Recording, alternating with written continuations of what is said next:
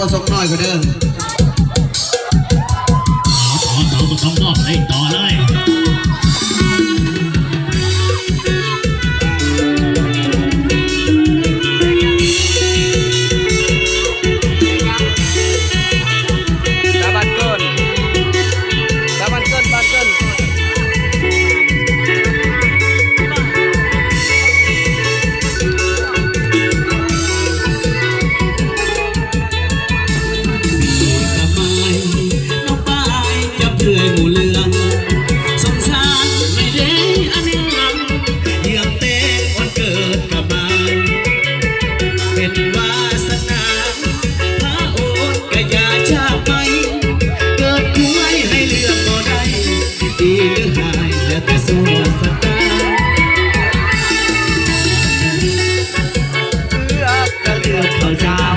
ส่วนว่าอายละลืมเป็นเบาเกิดราลัวเท่าจนดูดหลายปีอย่าเจ็บเธอออกก็เลยตะมึงเลี้ยเลี้ยวไปไอ้ดำปีลีเลยมีแต่สาวขี้หัวกาบอกมีกับไม้นำมาไหมน้ำฟ้ามีเหลืองไอ้ขอเป็นผู้ห่วงสร้างอีเสกเคียงข้างมาหนัวพื้นโบดูแลหัวใจปีกระไม้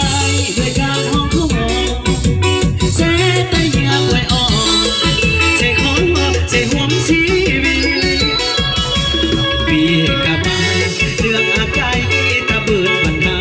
ที่เกิดกำพลอยกำพากายาที่วาสนาให้เบิ่มสำนีรวนเสียงคุยจะเจ้าไปคุยนะเสียงปีก็รู้มากมายหมดใจที่มีเอาเบิร์นเสน่ห์เอามองพี่กะไม้เสียงพี่กะไม้เนาะ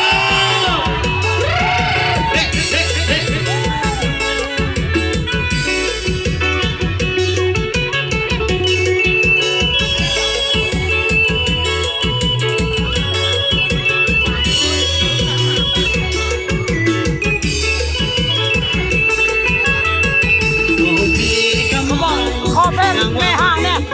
พี่ร่วงไปเลยเป็นผู้ห่วงสร้างที่เสกยังขาอนุอาบุญโลเสดูแลหัวใจพี่กะไม้ด้วยการห้องเสได้เมียถวยอ่อนเสขอเสห่วงชีวิตพี่กะไม้เรื่องอาไกตะเบิดปัญหาที่เกิดกับพลอยกำพา